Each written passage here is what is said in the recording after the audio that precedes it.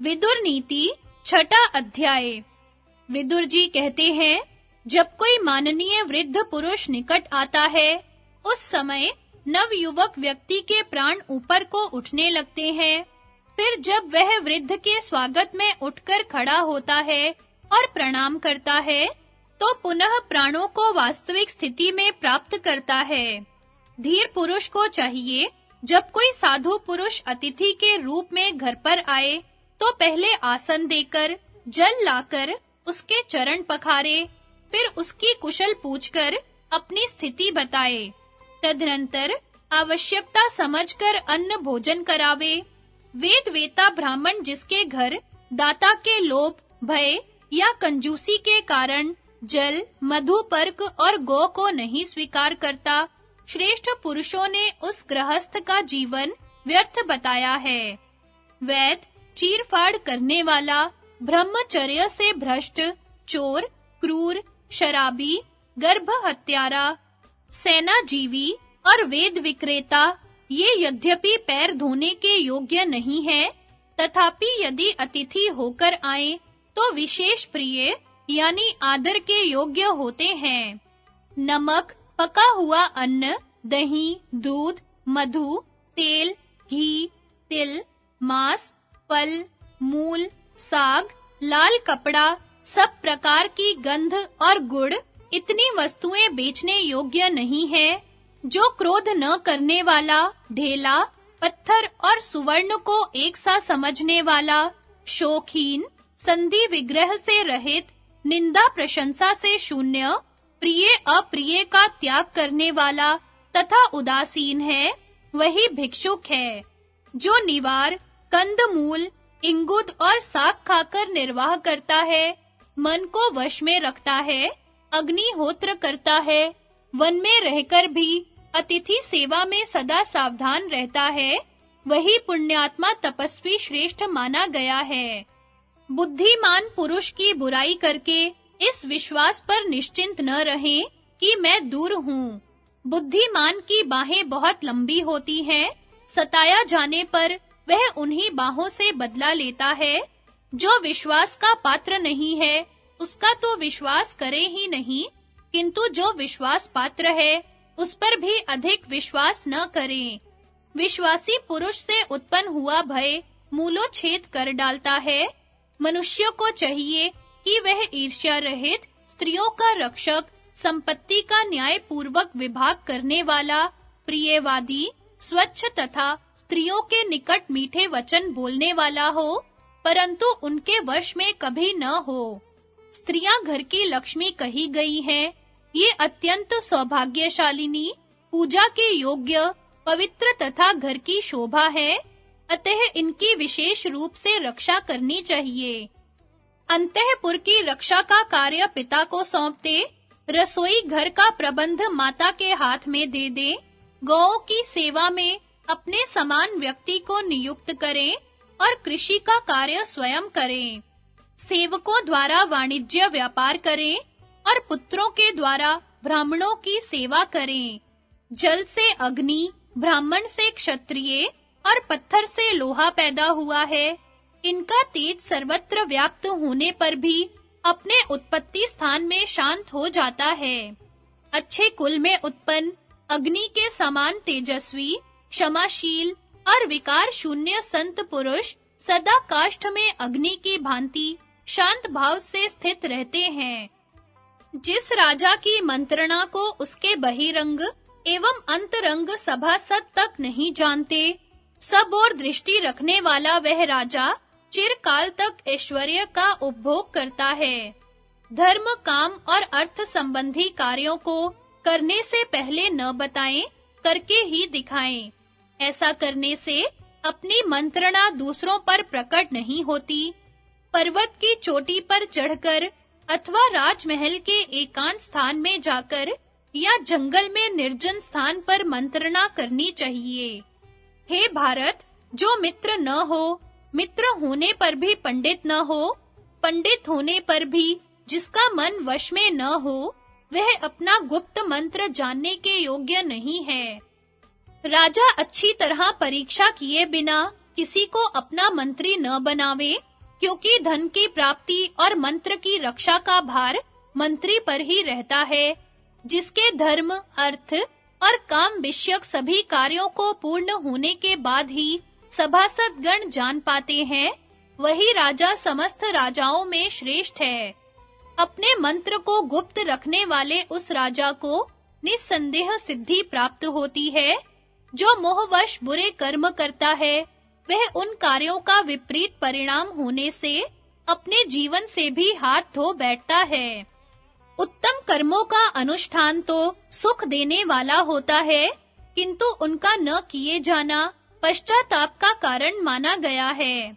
जैसे वेदों को पढ़े बिना ब्राह्मण श्राद्ध का अधिकारी नहीं होता, उसी प्रकार संधि, विग्रह, यान, आसन, द्वैधी भाव और समाश्रय नामक 6 गुणों को जाने बिना कोई गुप्त मंत्रणा सुनने का अधिकारी नहीं होता। राजन, जो संधि, विग्रह आदि 6 गुणों की जानकारी के कारण प्रसिद्ध हैं, स्थिति, वृद्धि और हास को जानता है तथा जिसके स्वभाव की सब लोग प्रशंसा करते हैं, उसी राजा के अधीन पृथ्वी रहती है। जिसके क्रोध और हर्ष व्यर्थ नहीं जाते, जो आवश्यक कार्यों की स्वयं देखभाल करता है और खजाने की भी स्वयं जानकारी रखता है, उसकी पृथ्वी पर्याप्त धन देने वाली ही होती है। भूपति को चाहिए कि अपने राजा नाम से और राजोचित छत्र धारण से संतुष्ट रहे, सेवकों को पर्याप्त धन दे, सब अकेले ही न हड़प ले। ब्राह्मण को ब्राह्मण जानता है, स्त्री को उसका पति जानता है, मंत्री को राजा जानता है और राजा को भी राजा ही जानता है। वश में आए हुए वध योग्य शत्रु को कभी छोड़ना नहीं चाहिए। यदि अपना बल अधिक न हो तो नम्र होकर उसके पास समय बिताना चाहिए और बल होने पर उसे मार ही डालना चाहिए, क्योंकि यदि शत्रु मारा न गया तो उससे शीघ्र ही भय उपस्थित होता है। देवता, ब्राह्मण, राजा, वृद्ध, बालक और रोगी पर होने वाले क्रोध को प्रयत्न पूर्वक रोकना चाहिए। निरर्थक कलह करना मूर्खों का काम है, बुद्धिमान पुरुष को इसका त्याग करना चाहिए। ऐसा करने से उसे लोक में यश मिलता है और अनर्थ का सामना नहीं करना पड़ता। जिसके प्रसन्न होने का कोई फल नहीं तथा जिसका क्रोध भी व्यर्थ है, ऐसे राजा को प्रजा उसी भांति नहीं चाहती जैसे स्त्री नपुंसक पति को। बुद्धि से धन प्राप्त होता है और मूर्खता दरिद्रता का कारण है, ऐसा कोई नियम नहीं है। संसार चक्र के वृत्तांत को केवल विद्वान पुरुष ही जानते हैं, दूसरे लोग नहीं। भारत, मूर्ख मनुष्य विद्या, शील, अवस्था, बुद्धि, धन और कुल में बड़े माननीय पुरुषों का सदा अनादर किया करता है। जिसका चरित्र निंदनीय है, जो मूर्ख, गुणों में दोष देखने वाला, अधार्मिक, बुरे वचन बोलने वाला और क्रोधी है, उसके ऊपर शीघ्र ही अनर्थ टूट पड़ते हैं। ठगई न करना, दान देना, बात पर कायम रहना और अच्छी तरह कही हुई हित की बात, ये सब संपूर्ण भूतों को अपना बना लेते हैं। किसी को भी धोखा न देने वाला, चतुर, कृतज्ञ, बुद्धिमान और सरल राजा, खजाना खत्म हो जाने पर भी सहायकों को पा जाता है, अर्थात उसे सहायक मिल जाते हैं। धैर्य, मनोनिग्रह, इंद्रिय संयम, पवित्रता, दया, कोमल वाणी और मित्र से द्रोह न करना, ये सब बातें लक्ष्मी को बढ़ाने वाली हैं। राजन, जो अपने आश्रितों में धन का ठीक-ठीक बंटवारा नहीं करता तथा जो दुष्ट, कृतघ्न और निर्लज्ज है, ऐसा राजा इस लोक में त्याग देने योग्य है।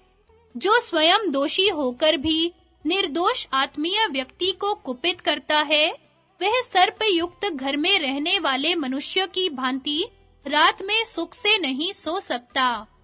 भारत, जिनके ऊपर दोषारोपण करने से योग और क्षेत्र में बाधा आती हो, उन लोगों को देवता की भांति सदा प्रसन्न रखना चाहिए। जो धन आदि पदार्थ स्त्री, प्रमादी, पतित और नीच पुरुषों के हाथ में सौंप दिए जाते हैं, वे संशय में पड़ जाते हैं। राजन, जहाँ का शासन स्त्री, जुआरी और बालक के हाथ में है, वहाँ के लोग नदी में पत्थर की नाव पर बैठने वालों की भांति विपत्ति के समुद्र में डूब जाते हैं। जो लोग जितना आवश्यक है उतने ही काम में लगे रहते हैं, अधिक में हाथ नहीं डालते, उन्हें मैं पंडित मानता हूँ, क्योंकि अधिक में हाथ डालना संघर्ष का कारण होता है। जुआरी जिसकी तारीफ करते हैं, चारण जिसकी प्रशंसा का गान करते हैं, वेश्याएं जिसकी बढ़ाई किया करती हैं, वह मनुष्य जीता ही मुर्दे के समान है। भारत, आपने उन महान धनुर्धर और अत्यंत तेजस्वी पांडवों को छोड़कर जो यह महान ऐश्वर्य का भार दुर्योधन के ऊपर रख दिया है, इसलिए आप शीघ्र ही उस ऐश्वर्य मद से मूढ़ दुर्योधन को त्रिभुवन के साम्राज्य से गिरे हुए बलि की भांति इस राज्य से भ्रष्ट होते 7वां अध्याय। धृतराष्ट्र ने कहा, विदुर, यह पुरुष ऐश्वर्य की प्राप्ति और नाश में स्वतंत्र नहीं है। ब्रह्मा ने धागे से बंधी हुई कठपुतली की भांति इसे प्रारब्ध के अधीन कर रखा है, इसलिए तुम कहते चलो, मैं सुनने के लिए धैर्य धारण किए बैठा हूँ। विदुर जी बोले, भारत, समय के विपरीत यदि बृहस्पति भी कुछ बोले तो उनका अपमान ही होगा और उनकी बुद्धि की भी अवज्ञा ही होगी। संसार में कोई मनुष्य दान देने से प्रिय होता है, दूसरा प्रिय वचन बोलने से प्रिय होता है और तीसरा मंत्र तथा औषध के बल से प्रिय होता है, किंतु जो वास्तव में प्रिय है वह तो सदा प्रिय ही है। जिससे द्वेष हो जाता है वह न साधु, न विद्वान और न बुद्धिमान ही जान पड़ता है। प्रियतम के तो सभी कर्म शुभ ही होते हैं और दुश्मन के सभी काम पापमय। राजन, दुर्योधन के जन्म लेते ही मैंने कहा था कि केवल इसी एक पुत्र को तुम त्याग दो। इसके त्याग से 100 पुत्रों की वृद्धि होगी और इसका त्याग न करने से 100 पुत्रों का नाश होगा। जो वृद्धि भविष्य में नाश का कारण बने, उसे अधिक महत्व नहीं देना चाहिए। उस क्षय का भी बहुत आदर करना चाहिए जो आगे चलकर अभ्युदय का कारण हो। महाराज, वास्तव में जो क्षय वृद्धि का कारण होता है वह क्षय ही नहीं है, किंतु उस लाभ को भी क्षय ही मानना चाहिए जिसे पाने से बहुतों का नाश हो जाए। धृतराष्ट्र, कुछ लोग गुण के धनी होते हैं और कुछ लोग धन के धनी। जो धन के धनी होते हुए भी गुणों के कंगाल हैं, उन्हें सर्वथा त्याग दीजिए। धृतराष्ट्र ने कहा, विदुर, तुम जो कुछ कह रहे हो परिणाम में हितकर है। बुद्धिमान लोग इसका अनुमोदन करते हैं। यह भी ठीक है कि जिस ओर धर्म होता है उसी पक्ष की जीत होती है, तो भी मैं अपने बेटे का त्याग नहीं कर सकता। विदुर जी बोले, जो अधिक गुणों से संपन्न और विनयी है, वह प्राणियों का तनिक भी संहार होते देख उसकी कभी उपेक्षा नहीं कर सकता। जो दूसरों की निंदा में ही लगे रहते हैं, दूसरों को दुख देने और आपस में फूट डालने के लिए सदा उत्साह के साथ प्रयत्न करते हैं, जिनका दर्शन दोष से भरा है और जिनके साथ रहने में भी बहुत बड़ा खतरा है, ऐसे लोगों से धन लेने में महान दोष है और उन्हें देने में बहुत बड़ा भय है। दूसरों में फूट डालने का जिनका स्वभाव है, जो कामी, निर्लज्ज, शठ और प्रसिद्ध पापी है, वे साथ रखने के अयोग्य, निंदित माने गए हैं। उपर्युक्त दोषों के अतिरिक्त और भी जो महान दोष हैं, उनसे युक्त मनुष्यों का त्याग कर देना चाहिए। सौहार्द भाव निवृत्त हो जाने पर नीच पुरुषों का प्रेम नष्ट हो जाता है। उस सौहार्द से होने वाले फल की सिद्धि और सुख का भी नाश हो जाता है। फिर वह नीच पुरुष निंदा करने के यत्न करता है। थोड़ा भी अपराध हो जाने पर मोहवश विनाश के लिए उद्योग आरंभ कर देता है। उसे तनिक भी शांति नहीं मिलती। उस प्रकार के नीच, क्रूर तथा अजीतेंद्रिय पुरुषों से होने वाले संग पर अपनी बुद्धि से पूर्ण विचार करके विद्वान पुरुष उसे दूर से ही त्याग दे। जो अपने कुटुंबी, दरिद्र, दीन तथा रोगी पर अनुग्रह करता है, वह पुत्र और पशुओं से समृद्ध होता है और अनंत कल्याण का अनुभव करता है। राजेंद्र, जो लोग अपने भले की इच्छा करते हैं, उन्हें अपने जाति भाइयों को उन्नतिशील बनाना चाहिए। इसलिए आप भली भांति अपने कुल की वृद्धि करें। राजन, जो अपने कुटुंबी जनों का सत्कार करता है, वह कल्याण का भागी होता है। भरत श्रेष्ठ, अपने कुटुंब के लोग गुणहीन हो तो भी उनकी रक्षा करनी चाहिए। फिर जो आपके कृपाभिलाषी एवं गुणवान हैं, उनकी तो बात ही क्या है। राजन, आप समर्थ हैं, वीर पांडवों पर कृपा कीजिए और उनकी जीविका के लिए कुछ गांव दे दीजिए। नरेश्वर, ऐसा करने से आपको इस संसार में यश प्राप्त होगा। तात, आप वृद्ध हैं, इसलिए आपको अपने पुत्रों पर शासन करना चाहिए। भरत श्रेष्ठ, मुझे भी आपके हित की ही बात कहनी चाहिए। आप मुझे अपना हितैषी समझें। तात, शुभ चाहने वालों को अपने जाति भाइयों के साथ कलह नहीं करनी चाहिए, बल्कि उनके साथ मिलकर सुख का उपभोग करना चाहिए। जाति भाइयों के साथ परस्पर भोजन, बातचीत एवं प्रेम करना ही कर्तव्य है। उनके साथ कभी विरोध नहीं करना चाहिए। इस जगत में जाति भाई तारते और डुबाते भी हैं। उनमें जो सदाचारी हैं, वे तो तारते हैं और दुराचारी डुबा देते हैं। राजेंद्र, आप पांडवों के प्रति सद्व्यवहार करें। मानद, उनसे सुरक्षित होकर आप शत्रुओं के आक्रमण से बचे रहेंगे। विषैले बाण हाथ में लिए हुए व्याध के पास पहुंचकर जैसे मृग को कष्ट भोगना पड़ता है, उसी प्रकार जो जातीय बंधु अपने धनी बंधु के पास पहुंचकर दुख पाता है, उसके पाप का भागी वह धनी होता है। नरश्रेष्ठ, आप पांडवों को अथवा अपने पुत्रों को मारे गए सुनकर पीछे संताप करेंगे, अतः इस बात का पहले ही विचार कर लीजिए। जिस कर्म के करने से अंत में खाट पर बैठकर पछताना पड़े, उसको पहले से ही नहीं करना चाहिए। शुक्राचार्य के सिवा दूसरा कोई भी मनुष्य ऐसा नहीं है जो नीति का उल्लंघन नहीं करता। अतः जो बीत गया सो बीत गया। अब शेष कर्तव्य का विचार आप जैसे बुद्धिमान पुरुषों पर ही निर्भर है। नरेश्वर, दुर्योधन ने पहले यदि पांडवों के प्रति यह अपराध किया है, तो आप इस कुल में बड़े बूढ़े हैं। आपके द्वारा उसका मार्जन हो जाना चाहिए। नरश्रेष्ठ, यदि आप उनको राजपद पर स्थापित कर देंगे, तो संसार में आपका कलंक धुल जाएगा और आप बुद्धिमान पुरुषों के माननीय हो जाएंगे। जो धीर पुरुषों के वचनों के परिणाम पर विचार करके उन्हें कार्य रूप में परिणत करता है, वह चिरकाल तक यश का भागी बना रहता है। कुशल विद्वानों के द्वारा भी उपदेश किया हुआ ज्ञान व्यर्थ है, यदि उससे कर्तव्य का ज्ञान न हुआ अथवा ज्ञान होने पर भी उसका अनुष्ठान न हुआ।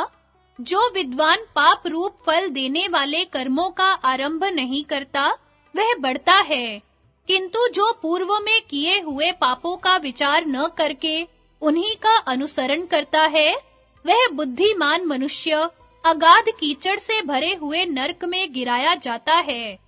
बुद्धिमान पुरुष मंत्र भेद के इन 6 द्वारों को जाने और धन को रक्षित रखने की इच्छा से इन्हें सदा बंद रखे। नशे का सेवन, निद्रा, आवश्यक बातों की जानकारी न रखना, अपने नेत्र, मुख आदि का विकार, दुष्ट मंत्रियों में विश्वास और मूर्ख दूत पर भी भरोसा रखना। राजन, जो इन द्वारों को जानकर सदा बंद किए रहता है, वह अर्थ, धर्म और काम के सेवन में लगा रहकर शत्रुओं को भी वश में कर लेता है। बृहस्पति के समान मनुष्य भी शास्त्र ज्ञान अथवा वृद्धों की सेवा किए बिना धर्म और अर्थ का ज्ञान प्राप्त नहीं कर सकते। समुद्र में गिरी हुई वस्तु नष्ट हो जाती है, जो सुनता नहीं उससे कही हुई बात नष्ट हो जाती है। अजितेंद्रिय पुरुष का शास्त्र ज्ञान और राख में किया हुआ हवन भी नष्ट ही है। बुद्धिमान पुरुष बुद्धि से जांच कर अपने अनुभव से बारंबार उनकी योग्यता का निश्चय करे, फिर दूसरों से सुनकर और स्वयं देखकर भली भांति विचार करके विद्वानों के साथ मित्रता करे। विनय भाव अपयश का नाश करता है, पराक्रम अनर्थ को दूर करता है, क्षमा सदा ही क्रोध का नाश करती है और सदाचार कुल क्षण का अंत करता है। राजन, नाना प्रकार की भोग सामग्री, माता, घर, स्वागत सत्कार के ढंग और भोजन तथा वस्त्र के द्वारा कुल की परीक्षा करे। देहाभिमान से रहित पुरुष के पास भी यदि न्याय युक्त पदार्थ स्वतः उपस्थित हो तो वह उसका विरोध नहीं करता।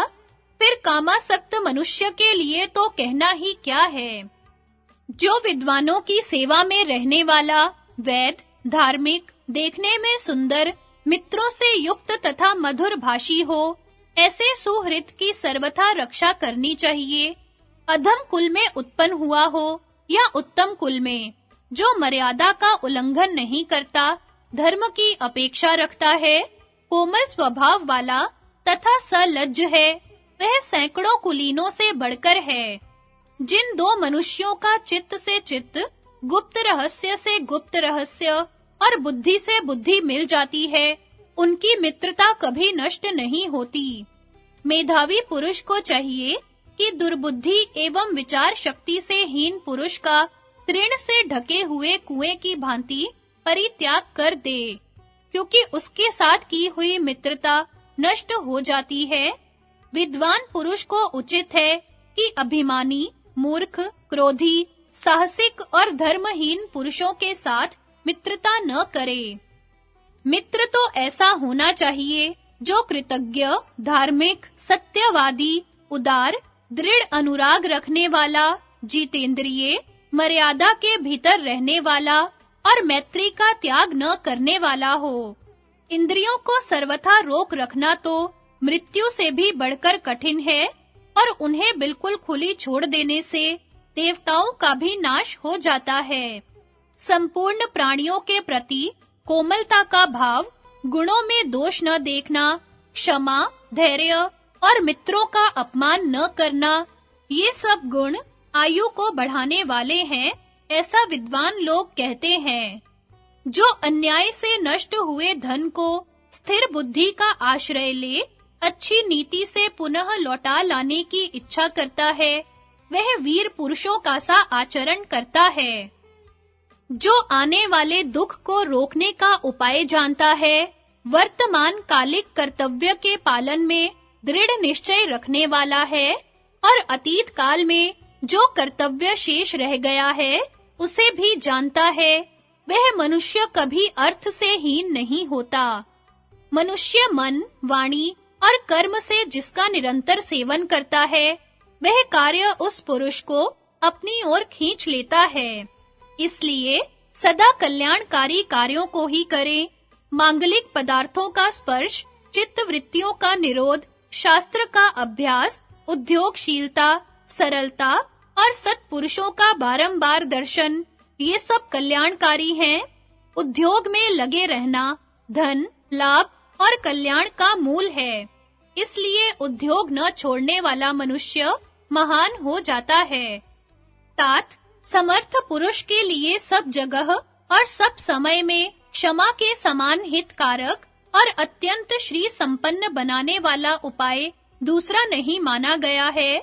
जो शक्तिहीन है वह तो सब पर क्षमा करे ही, जो शक्तिमान है वह भी धर्म के में अर्थ और अनर्थ दोनों समान है, उसके लिए तो क्षमा सदा ही हितकारिणी होती है।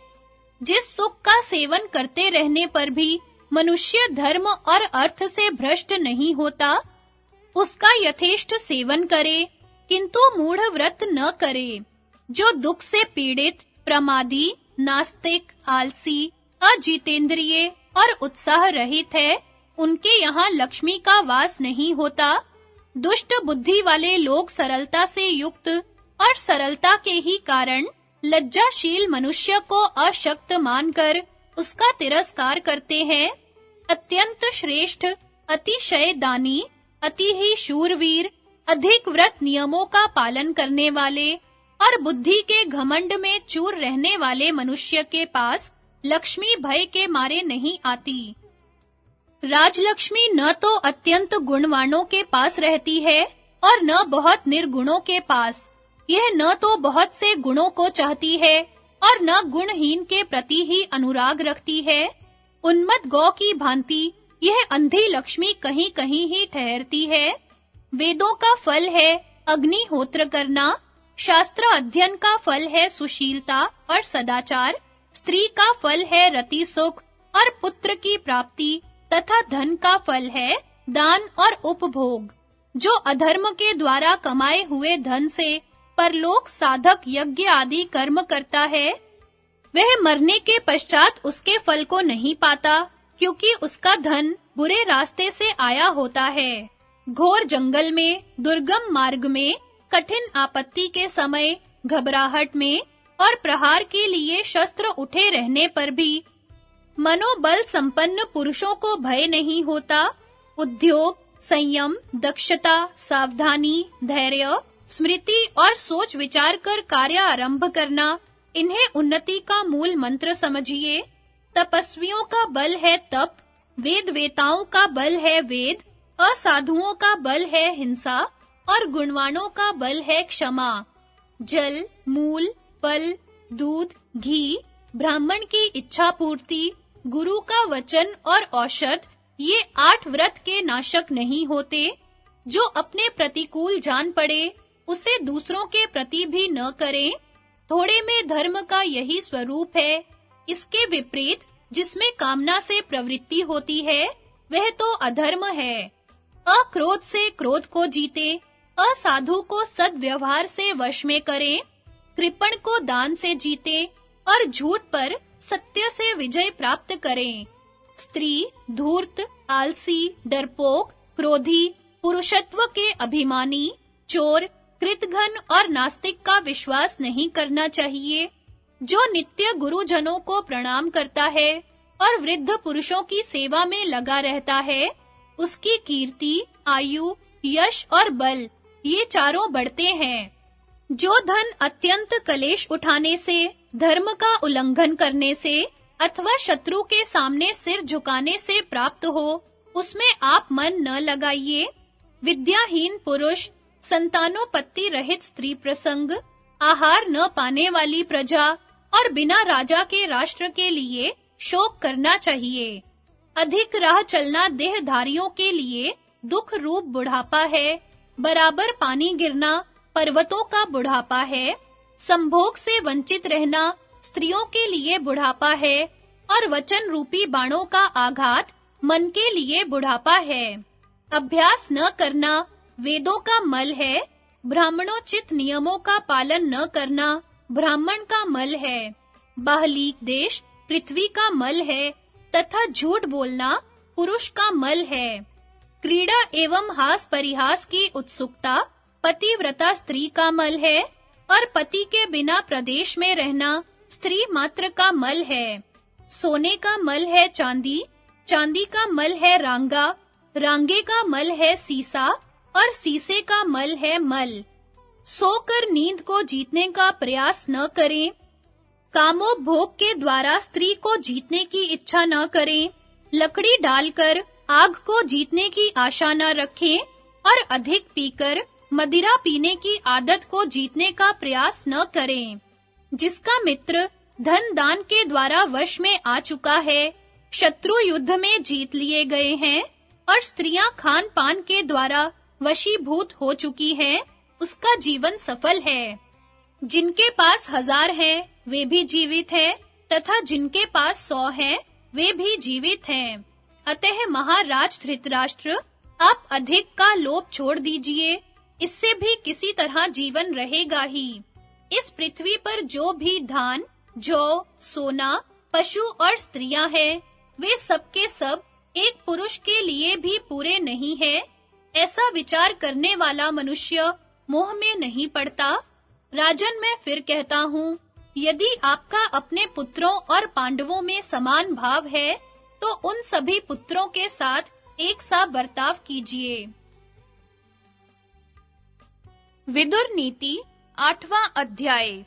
विदुर जी कहते हैं, जो सज्जन पुरुषों से आदर पाकर आसक्ति रहित हो, अपनी शक्ति के अनुसार अर्थ साधन प्राप्त करता रहता है, उस श्रेष्ठ पुरुष को शीघ्र ही सुयश की प्राप्ति होती है, क्योंकि संत जिस पर प्रसन्न होते हैं, वह सदा सुखी रहता है। जो अधर्म से उपार्जित महान धनराशि को भी उसकी ओर आकृष्ट हुए बिना ही त्याग देता है, वह जैसे सांप अपनी पुरानी केंचुल को छोड़ता है, उसी प्रकार दुखों से मुक्त हो सुख पूर्वक शयन करता है। झूठ बोलकर उन्नति करना, राजा के पास तक चुगली करना, गुरु से भी मिथ्या आग्रह करना, ये 3 कार्य ब्रह्म हत्या के समान है। गुणों में दोष देखना एकदम मृत्यु के समान है। कठोर बोलना या निंदा करना लक्ष्मी का वध है। सुनने की इच्छा का अभाव या सेवा का अभाव, उतावलापन और आत्म प्रशंसा, ये 3 विद्या के शत्रु हैं। आलस्य, मद, मोह, चंचलता, गोष्ठी, उद्दंडता, अभिमान और लोभ, ये 7 विद्यार्थियों के लिए सदा ही दोष माने गए हैं। सुख चाहने वाले को विद्या कहाँ से मिले? विद्या चाहने वाले के लिए सुख नहीं है। सुख की चाह हो तो विद्या को छोड़े, और विद्या चाहे तो सुख का त्याग करे। ईंधन से आग की, नदियों से समुद्र की, समस्त प्राणियों से मृत्यु की और पुरुषों से कुलटा स्त्री की कभी तृप्ति नहीं होती। आशा धैर्य को, यमराज समृद्धि को, क्रोध लक्ष्मी को, कृपणता यश को और सार संभाल का अभाव पशुओं को नष्ट कर देता है।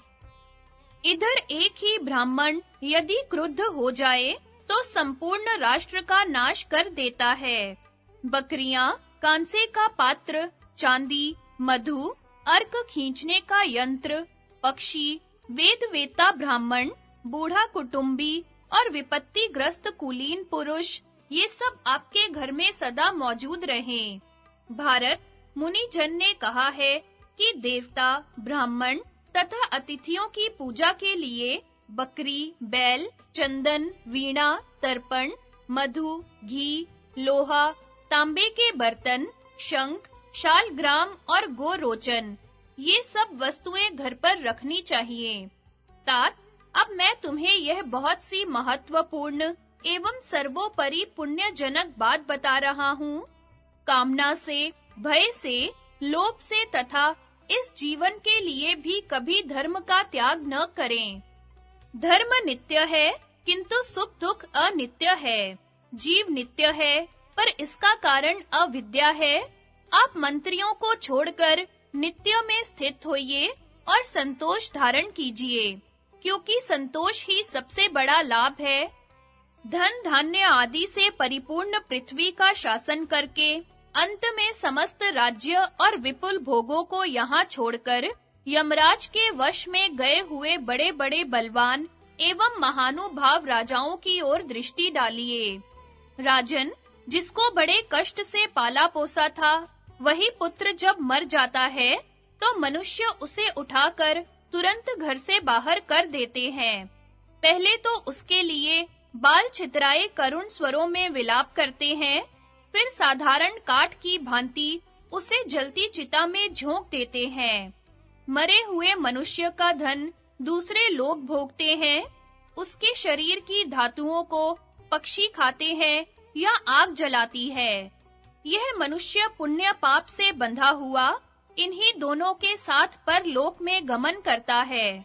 तात, बिना फल फूल के वृक्ष को जैसे पक्षी छोड़ देते हैं, उसी प्रकार उस प्रेत को उसके जाति वाले सुहृद और पुत्र चिता में छोड़कर लौट आते हैं।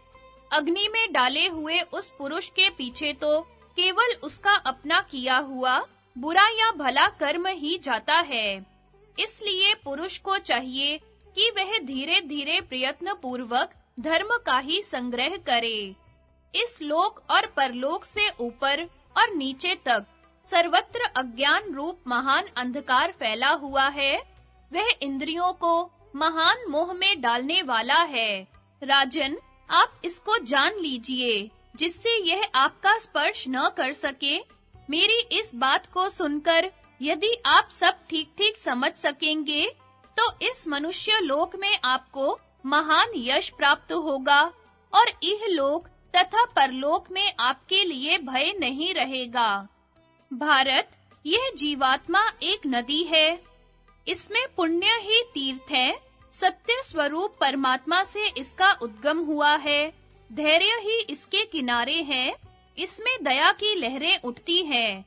पुण्य कर्म करने वाला मनुष्य इसमें स्नान करके पवित्र होता है, क्योंकि लोभ रहित आत्मा सदा पवित्र ही है। काम क्रोध आदि रूप ग्रह से भरी 5 इंद्रियों के जल से पूर्ण इस संसार नदी के जन्म मरण रूप दुर्गम प्रवाह को धैर्य की नौका बनाकर पार कीजिए। जो बुद्धि, धर्म, विद्या और अवस्था में बड़े अपने बंधु को आदर सत्कार से प्रसन्न करके उससे कर्तव्य अकर्तव्य के विषय में प्रश्न करता है, वह कभी मोह में नहीं पड़ता। शिशन और उदर की धैर्य से रक्षा करे, अर्थात काम वेग और भूख की ज्वाला को धैर्य पूर्वक सहें। इसी प्रकार हाथ पैर की नेत्रों से, नेत्र और कानों की मन से तथा मन और वाणी की सत्कर्मों से रक्षा करें। जो प्रतिदिन जल से स्नान, संध्या, तर्पण आदि करता है, नित्य यज्ञोपवीत धारण किए रहता है, नित्य स्वाध्याय करता है, पतितों का अन्न त्याग देता है, सत्य बोलता है और गुरु की सेवा करता है, वह ब्राह्मण कभी ब्रह्मलोक से भ्रष्ट नहीं होता। वेदों को पढ़कर अग्निहोत्र के लिए अग्नि के चारों ओर कुश बिछाकर नाना प्रकार के यज्ञों द्वारा यजन कर और प्रजाजनों का पालन करके गौ और ब्राह्मणों के हित के लिए संग्राम में मृत्यु को प्राप्त हुआ क्षत्रिय शस्त्र से अंतःकरण पवित्र हो जाने के कारण उधर्व लोक को जाता है। वैश्य यदि वेद शास्त्रों का अध्ययन करके ब्राह्मण, क्षत्रिय तथा आश्रित जनों को समय-समय पर धन देकर उनकी सहायता करे और यज्ञों द्वारा तीनों अग्नियों के पवित्र धूम की सुगंध लेता रहे, तो वह मरने के पश्चात स्वर्ग लोक में दिव्य सुख भोगता है। शूद्र यदि ब्राह्मण, क्षत्रिय और वैश्य की क्रम से न्याय पूर्वक सेवा करके इन्हें संतुष्ट करता है, तो वह व्यथा से रहित हो पापों से मुक्त होकर देह त्याग के पश्चात स्वर्ग सुख का उपभोग करता है। महाराज, आपसे यह मैंने चारों वर्णों का धर्म बताया है, इसे बताने का कारण भी सुनिए। आपके कारण पांडु नंदन युधिष्ठिर क्षत्रिय धर्म से च्युत हो रहे हैं, अतः आप उन्हें पुनः राजधर्म में नियुक्त कीजिए। धृतराष्ट्र ने कहा, विदुर, तुम प्रतिदिन मुझे जिस प्रकार उपदेश दिया करते हो वह बहुत ठीक है। सौम्य, तुम मुझसे जो कुछ भी कहते हो ऐसा ही मेरा भी विचार है। यद्यपि मैं पांडवों के प्रति सदा ऐसी ही बुद्धि रखता हूँ, तथापि दुर्योधन से मिलने पर फिर बुद्धि पलट जाती है। प्रारब्ध का उल्लंघन करने की शक्ति किसी भी प्राणी में नहीं है। मैं तो प्रारब्ध को ही अचल मानता हूँ। उसके सामने पुरुषार्थ सुजात ऋषि का आगमन। सनत सुजातीय, पहला अध्याय। धृतराष्ट्र बोले, विदुर, यदि तुम्हारी वाणी से कुछ और कहना शेष रह गया हो तो कहो, मुझे उसे सुनने की बड़ी इच्छा है, क्योंकि तुम्हारे कहने का ढंग बड़ा अनूठा है। विदुर ने कहा, भरतवंशी धृतराष्ट्र, सनत सुजात नाम से विख्यात जो ब्रह्मा जी के पुत्र परम प्राचीन सनातन ऋषि हैं, उन्होंने एक बार कहा था, मृत्यु है ही नहीं। महाराज, वे समस्त बुद्धिमानों में श्रेष्ठ हैं। वे ही आपके हृदय में स्थित व्यक्त और अव्यक्त सभी प्रकार के प्रश्नों का उत्तर देंगे। धृतराष्ट्र ने कहा, विदुर, क्या तुम उस तत्व को नहीं जानते जिसे अब पुनः सनातन ऋषि मुझे बताएंगे? यदि तुम्हारी बुद्धि कुछ भी काम देती हो तो तुम ही मुझे उपदेश करो। विदुर बोले, राजन, मेरा जन्म शूद्रा स्त्री के गर्भ से हुआ है, अतः इसके अतिरिक्त और कोई उपदेश देने का मेरा अधिकार नहीं है। किंतु कुमार सनत सुजात की बुद्धि सनातन ब्रह्म को विषय करने वाली है, मैं उसे जानता हूँ। ब्राह्मण योनि में जिसका जन्म हुआ है, वह यदि गोपनीय तत्व का भी प्रतिपादन कर दे, तो भी देवताओं की निंदा का पात्र नहीं बनता। यही कारण है कि मैं स्वयं उपदेश न करके आपको सनत सुजात का नाम बतलाता हूँ। धृतराष्ट्र ने कहा, विदुर, उन परम प्राचीन सनातन ऋषि का पता मुझे बताओ। भला इसी देह से यहाँ ही उनका समागम कैसे हो सकता है? वैशंपायन जी कहते हैं, राजन, तदनंतर विदुर जी ने उत्तम व्रत वाले उन सनातन ऋषि का स्मरण किया। उन्होंने भी यह जानकर कि विदुर मेरा चिंतन कर रहे हैं, प्रत्यक्ष दर्शन दिया। धृतराष्ट्र ने भी अपने शास्त्रोक्त विधि से पाद्य, अर्घ्य, मधुपर्क आदि अर्पण करके उनका स्वागत किया। इसके बाद जब वे सुख पूर्वक बैठकर विश्राम करने लगे, तो विदुर ने उनसे कहा, भगवन, धृतराष्ट्र के हृदय में कुछ संशय खड़ा हुआ है, जिसका समाधान मेरे द्वारा कराना उचित नहीं है।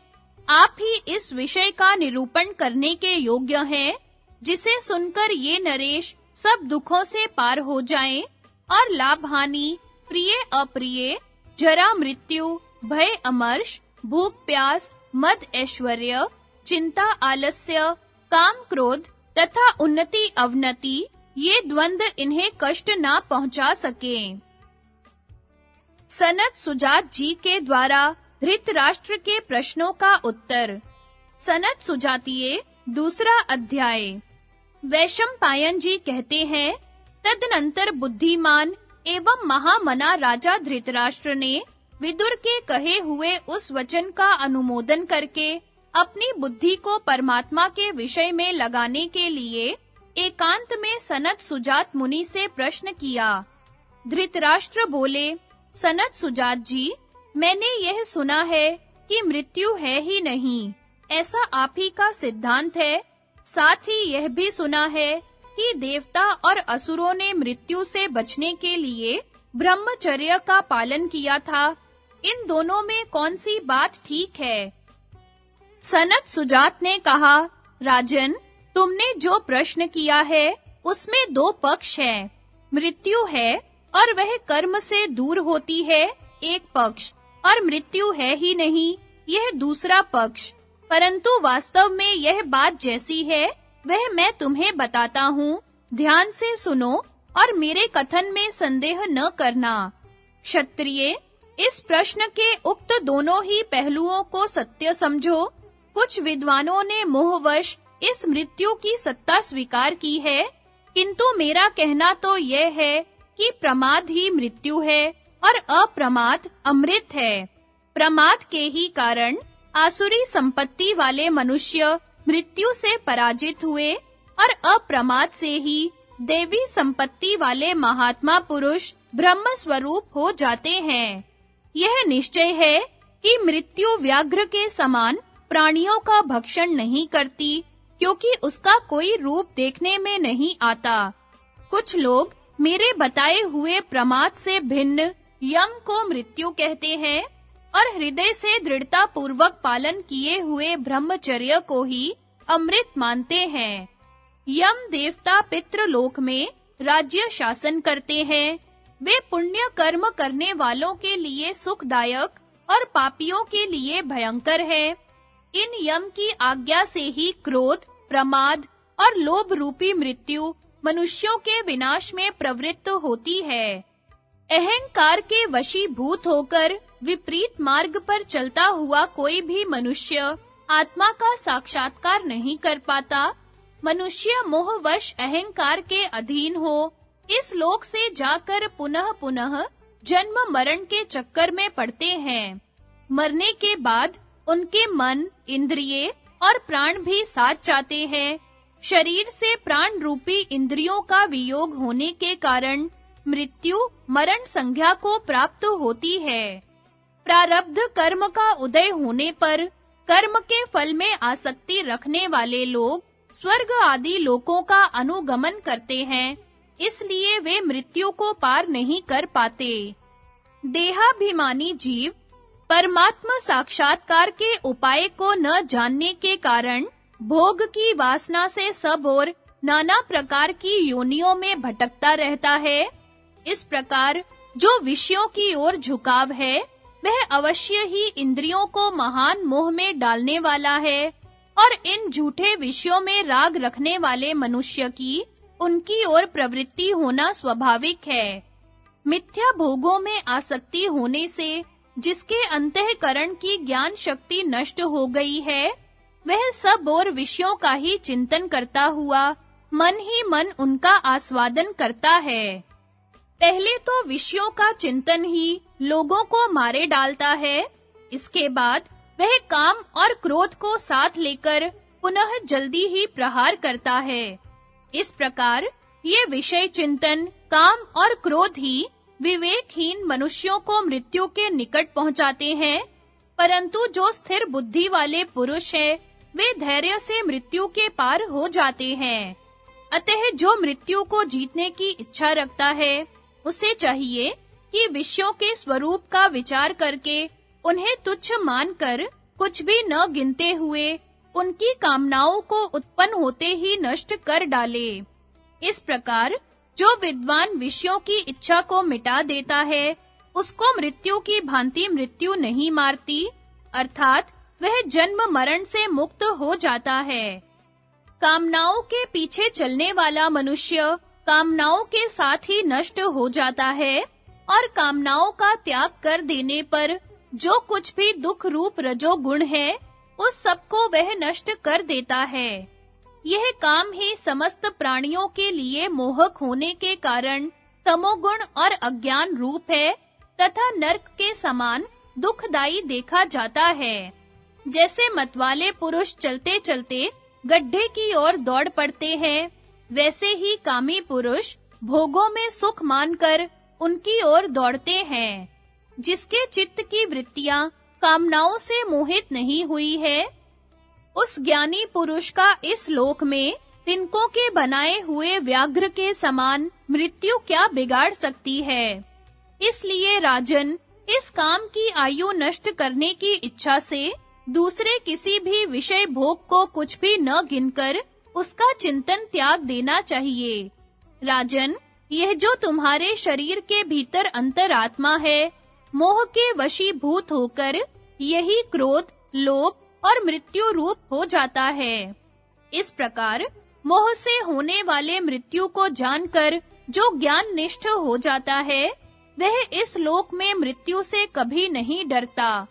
उसके सामने आकर मृत्यु उसी प्रकार नष्ट हो जाती है, जैसे मृत्यु के अधिकार में आया हुआ मरण धर्मा मनुष्य। धृतराष्ट्र बोले, द्विजातियों के लिए यज्ञों द्वारा जिन पवित्रतम, सनातन एवं श्रेष्ठ लोकों की प्राप्ति बताई गई है, यहाँ वेद उन्हीं को परम पुरुषार्थ कहते हैं। इस बात को जानने वाला विद्वान उत्तम कर्मों का ही आश्रय क्यों न ले। सनत सुजात ने कहा, राजन, अज्ञानी पुरुष ही इस प्रकार भिन्न-भिन्न लोकों में गमन करता है, तथा वेद कर्म के बहुत से प्रयोजन भी बताते हैं, परंतु जो निष्काम पुरुष है, वह ज्ञान मार्ग के द्वारा अन्य सभी मार्गों का बोध करके परमात्मा स्वरूप होता हुआ ही परमात्मा को प्राप्त होता है। धृतराष्ट्र बोले, विद्वान, यदि वह परमात्मा ही क्रमशः इस संपूर्ण जगत के रूप में प्रकट होता है, तो उस अजन्मा और पुरातन पुरुष पर कौन शासन करता है, अथवा उसे इस रूप में आने की क्या आवश्यकता? तुम्हारे प्रश्न में जो अनेकों विकल्प किए गए हैं, उनके अनुसार भेद की प्राप्ति होती है, और उसे स्वीकार कर लेने से महान दोष आता है, क्योंकि अनादि माया के संबंध से जीवों का नित्य प्रवाह चलता रहता है। ऐसा मानने से इस परमात्मा की महत्ता नष्ट नहीं होती और उसकी माया के संबंध से जीव भी पुनः-पुनः उत्पन्न होते रहते हैं। यह जो दृश्यमान जगत है, वह परमात्मा का स्वरूप है और परमात्मा नित्य है। वह विकार यानी माया के योग से इस विश्व को उत्पन्न करता है तथा माया उस परमात्मा की शक्ति है, ऐसा माना जाता है और ऐसे अर्थ के प्रतिपादन में वेद प्रमाण है। धृतराष्ट्र बोले, इस जगत में कुछ लोग ऐसे हैं जो धर्म का आचरण नहीं करते तथा कुछ लोग उसका आचरण करते हैं। अतः मैं पूछता हूँ कि धर्म पाप के द्वारा नष्ट होता है या धर्म ही पाप को नष्ट कर देता है? सनत सुजात ने कहा, राजन, धर्म और पाप दोनों के दो प्रकार के फल होते हैं और उन दोनों का ही उपभोग करना पड़ता है। परमात्मा में स्थिति होने पर विद्वान पुरुष उस नित्य वस्तु के ज्ञान द्वारा अपने पूर्वकृत पाप और पुण्य दोनों का सदा के लिए नाश कर देता है। यदि ऐसी स्थिति नहीं हुई तो देहाभिमानी मनुष्य कभी पुण्य फल को प्राप्त करता है और कभी क्रमशः प्राप्त हुए पूर्वोपार्जित पाप के फल का अनुभव करता है। इस प्रकार पुण्य और पाप के जो स्वर्ग नरक रूप दो अस्थिर फल हैं, उनका भोग करके वह इस जगत में जन्म ले पुनः तदनुसार कर्मों में लग जाता है। किंतु कर्मों के तत्व को जानने वाला निष्काम पुरुष धर्म रूप कर्म के द्वारा अपने पूर्व पाप का यहाँ ही नाश कर देता है। इस प्रकार धर्म ही अत्यंत बलवान है, इसलिए धर्माचरण करने वालों को सम्यानुसार अवश्य सिद्धि प्राप्त होती है। धृतराष्ट्र बोले, विद्वन, पुण्य कर्म करने वाले द्विजातियों को अपने-अपने धर्म के फल स्वरूप जिन सनातन लोकों की प्राप्ति बताई गई है, उनका क्रम बतलाइए तथा उससे भिन्न जो अत्यंत उत्कृष्ट मोक्ष सुख है, उसका भी निरूपण कीजिए। अब मैं सकाम कर्म की बात नहीं जानना चाहता। सनत सुजात ने कहा, जैसे बलवान पहलवानों में अपना बल बढ़ाने के निमित्त एक दूसरे से लाग डांट रहती है, उसी प्रकार जो निष्काम भाव से यम नियम आदि के पालन में दूसरों से बढ़ने का प्रयास करते हैं, वे ब्राह्मण यहाँ से मरकर जाने के बाद ब्रह्मलोक में अपने तेज का प्रकाश फैलाते हैं। जिनकी वर्णाश्रम धर्म में स्पर्धा है, उनके लिए वह ज्ञान का साधन है, किंतु वे ब्राह्मण यदि सकाम भाव से उसका अनुष्ठान करें, तो मृत्यु के पश्चात यहाँ से देवताओं के निवास स्थान स्वर्ग में जाते हैं। ब्राह्मण के सम्यक आचार की वेदवेता पुरुष प्रशंसा करते हैं, किंतु अपने में वर्णाश्रम का अभिमान रखने के कारण जो बहिर्मुख है, उसे अधिक महत्व नहीं देना चाहिए। जो निष्काम भाव से श्रौत धर्म का पालन करने से अंतर्मुख हो गया है, ऐसे पुरुष को श्रेष्ठ समझना चाहिए। जैसे वर्षा ऋतु में तृण घास आदि की बहुतायत होती है, उसी प्रकार जहाँ ब्रह्मवेता सन्यासी के योग्य अन्न पान आदि की अधिकता मालूम पड़े, उसी देश में रहकर जीवन निर्वाह करे। भूख प्यास से अपने को कष्ट न पहुँचावे, किंतु जहाँ अपना महात्म्य प्रकाशित न करने पर भय और अमंगल प्राप्त होता हो, वहाँ रहकर भी जो अपनी विशेषता प्रकट नहीं करता, वही श्रेष्ठ पुरुष है, दूसरा नहीं। जो किसी को आत्म प्रशंसा करते देख जलता नहीं तथा ब्राह्मण के धन का अपहरण करके उपभोग नहीं करता, उसके अन्न को स्वीकार करने में सत्पुरुषों की सम्मति है।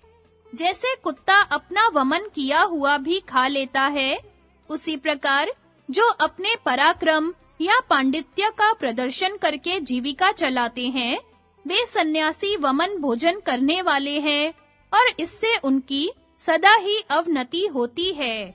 जो कुटुंबी जनों के बीच में रहकर भी अपनी साधना को उनसे सदा गुप्त रखने का प्रयत्न करता है, ऐसे ब्राह्मण को ही विद्वान पुरुष ब्राह्मण मानते हैं।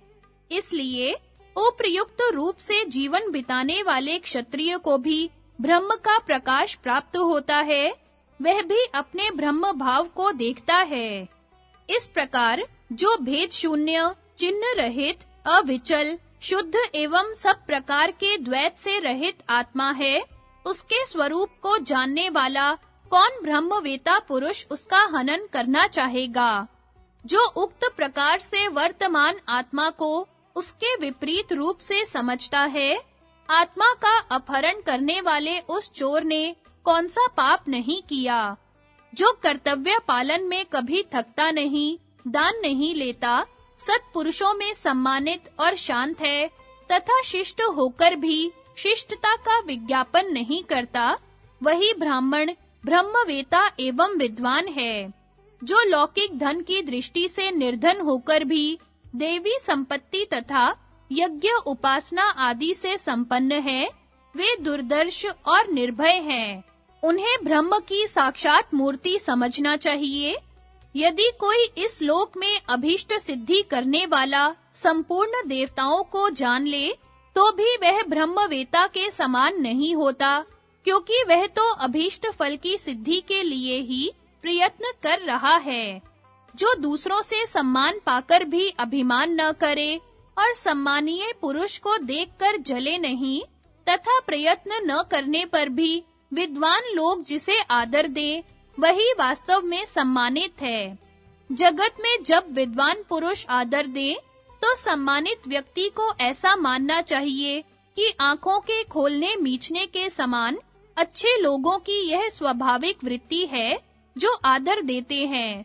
किंतु इस संसार में जो अधर्म में निपुण, छल कपट में चतुर हैं और माननीय पुरुषों का अपमान करने वाले मूढ़ मनुष्य हैं, वे आदरणीय व्यक्तियों का कभी आदर नहीं करेंगे। यह निश्चित है कि मान और मौन सदा एक साथ नहीं रहते, क्योंकि मान से इस लोक में सुख मिलता है और मौन से परलोक में। ज्ञानी जन इस बात को जानते हैं।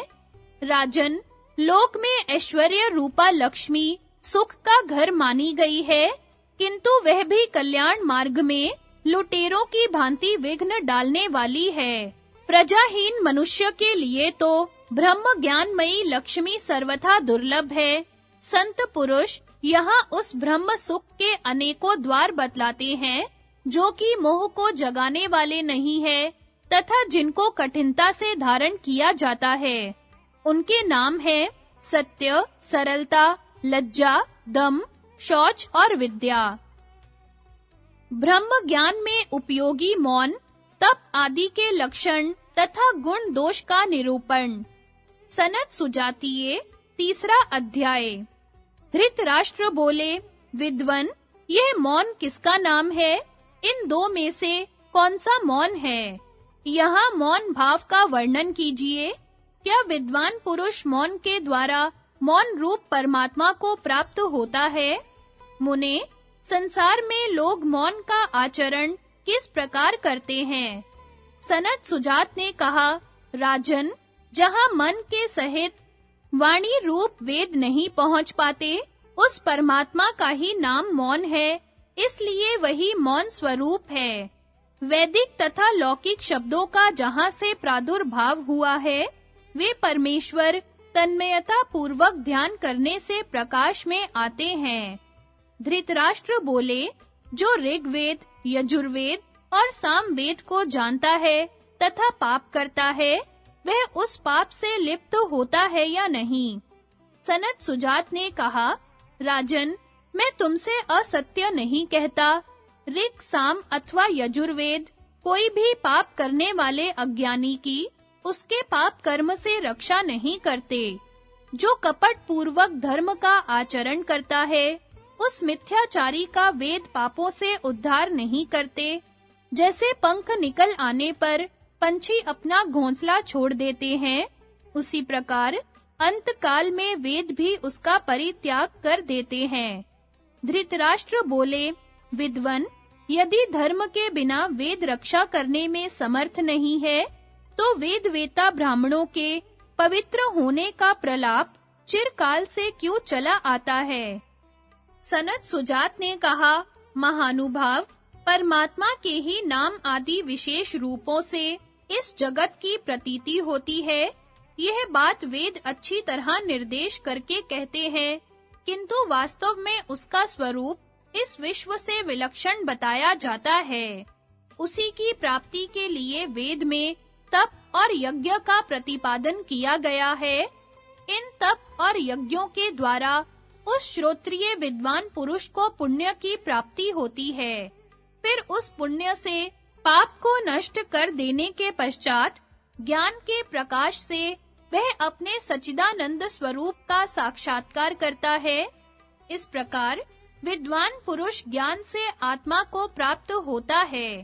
अन्यथा धर्म, अर्थ और काम रूप त्रिवर्ग फल की इच्छा रखने के कारण वह इस लोक में किए हुए सभी कर्मों को साथ लेकर उन्हें परलोक में भोगता है तथा भोग समाप्त होने पर पुनः इस संसार मार्ग में लौट आता है। इस लोक में तपस्या की जाती है और परलोक में उसका फल भोगा जाता है, परंतु अवश्य पालन करने योग्य तप में स्थिर रहने वाले ब्रह्मवेता पुरुषों के लिए तो यही लोक है, उन्हें यही ज्ञान रूप फल प्राप्त हो जाता है।